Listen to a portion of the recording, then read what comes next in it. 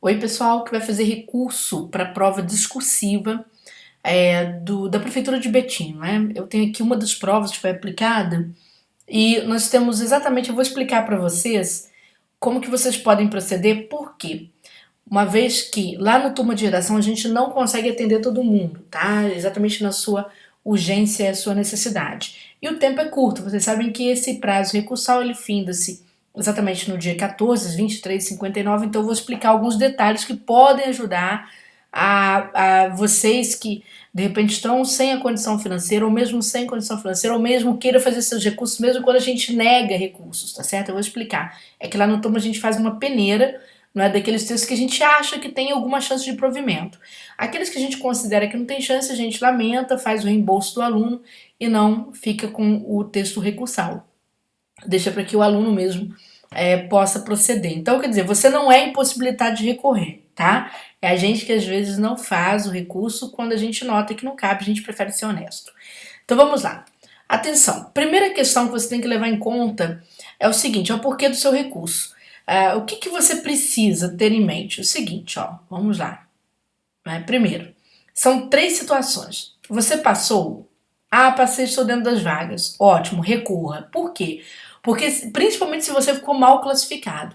Porque aquele que está reprovado, se ele conseguir recorrer e conseguir majorar pontos, ele pode te empurrar para fora da fila. Então, quem passou tem obrigação de ou investir em recurso ou fazer seu próprio recurso, procurar qualquer linha de defesa, tá bom? Também é importante fazer recurso quem está pertinho das vagas, você está ali no limiar entre a reprovação e a aprovação. Então, você está muito próximo às vagas, né? Claro, não precisa falar que você precisa recorrer, porque você está na sua situação de tudo ou nada. E tem as demais pessoas que podem recorrer por elas, né?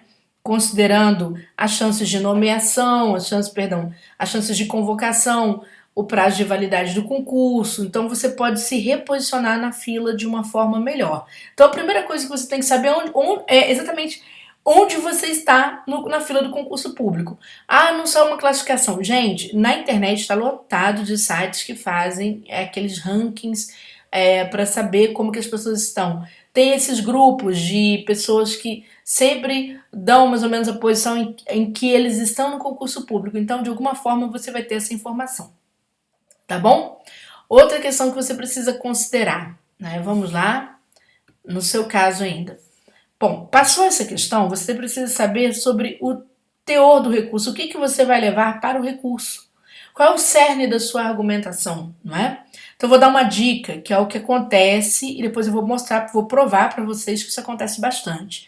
Você vai ver que, por exemplo, neste tema, a banca está falando sobre a importância do trabalho. Então ela pediu para você discorrer sobre a importância do trabalho na vida das pessoas e de que forma a função exercida pelo cargo que você concorre impacta a sociedade.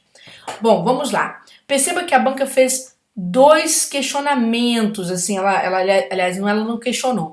Ela pediu para você discorrer sobre 2 aspectos. A importância do trabalho na vida das pessoas e sobre o seu cargo, como que ele vai impactar a vida em sociedade, o cargo que você escolheu para o concurso público.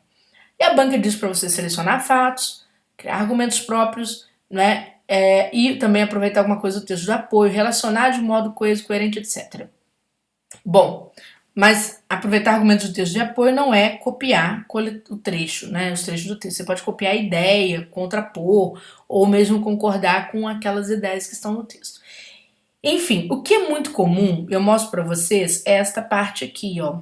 É o que eu tenho pegado como recurso válido para mim, não é? Porque eu consigo modificar esta posição aqui quando o aluno me pede. Eu vou explicar. A banca pede para você dissertar sobre x e y, então eu vou chamar essas duas partes aqui movidas pela conjunção e, coordenadas por e, de x e y, aí você vai entender. Ela pede o aluno para dissertar sobre x e y. O que o aluno faz? É muito comum. Ele disserta sobre y primeiro e depois sobre x. Ou seja, ele inverte a ordem. E a inversão de ordem gera muito problema nas correções porque os examinadores correm contra o tempo. Então, eles já chegam afoitos para achar a importância do trabalho. E aí você fala sobre o seu cargo. Qualquer examinador distraído acaba não enxergando o outro argumento que você fez. É tão comum, gente, que eu vou mostrar para vocês, olha só. Recentemente eu fiz um recurso, não foi para a OCP, foi para a Universidade Federal do Paraná, que fez o concurso para a Câmara Municipal de Curitiba, e um aluno me agradeceu exatamente por quê? Porque ele saiu da posição 167, né? E foi para a posição 46. Ele saiu da nota 70 e foi para 87. O que o colocou dentro das vagas. Veja que isso aconteceu dia 27 de março. Aqui está cortado um pouquinho, mas 27 de março de 2020. Né? Até respondi aqui com uns 4 dias de atraso. Enfim, mas por que eu trouxe esse e-mail para vocês? Eu vou mostrar a prova dele, vou mostrar onde é que estava o problema. Deixa eu ver se eu acho aqui o recurso que ele pediu para eu poder impetrar para ele qual foi a motivação, tá? Então, aqui, acho que eu achei aqui o recurso dele. Não, vou procurar exatamente a aquisição, quando ele mandou os materiais pra gente. Então, vamos lá. Deixa eu ver se tá aqui por e-mail. Ah, tá aqui mesmo, tá aqui mesmo. Vou aumentar aqui um pouquinho, ó. Isso aqui foi a redação dele, tá? Peraí, deixa eu apagar isso aqui. Isso aqui foi a redação dele. Essa redação era uma redação curtinha mesmo, mas o que aconteceu nesta redação? Deixa eu ver se eu acho o pedido que o examinador fez. Tá aqui. Peraí. Aqui, ó, porque ele não trouxe a questão, mas trouxe para mim os critérios. Então, a redação estava dividida também, gente, em 2 grandes blocos. Primeiro é apresentar um tema, que é apresentar o argumento de um autor chamado Martim Caparrós, que ele fala sobre o consumo de insetos. O aluno teria que mostrar a tese central deste autor no texto, trazer na redação dele e demonstrar os pontos principais da argumentação empregada por este autor. Então, só isso aqui era a primeira tarefa. Depois da segunda tarefa, esse aluno teria que assumir um ponto de vista se ele concordava ou não com aquele argumento do Martim Caparrós, que falou que a gente teria que se alimentar por insetos no futuro. Esse era o texto, né? Então esse aluno a redação estava dividida em 2 partes. Ele teria que trazer a dele e do Martim Caparrós. O que aconteceu com este aluno? Pra vocês terem uma noção, para vocês entenderem o processo de vocês. Ele faz esse parágrafo aqui, que é o primeiro, sem citar o Martim Caparrós. Então o examinador não sabia se esse era o ponto de vista dele, se esse era o ponto de vista do autor. Até porque quando ele chega aqui no segundo, que deveria ser o ponto de vista dele, né, na passagem para o segundo parágrafo, ele cita o Martim Caparrós. Então, os corretores, quando você não coloca uma ordem na redação, o que eles fazem com você? Eles vão para a chamada zona de conforto da nota. Eles te atribuem uma nota que não deixa você nem no céu e nem tanto à terra, nem tanto ao céu. Ou seja, ele complica um pouco a sua vida e te deixa na zona recursal.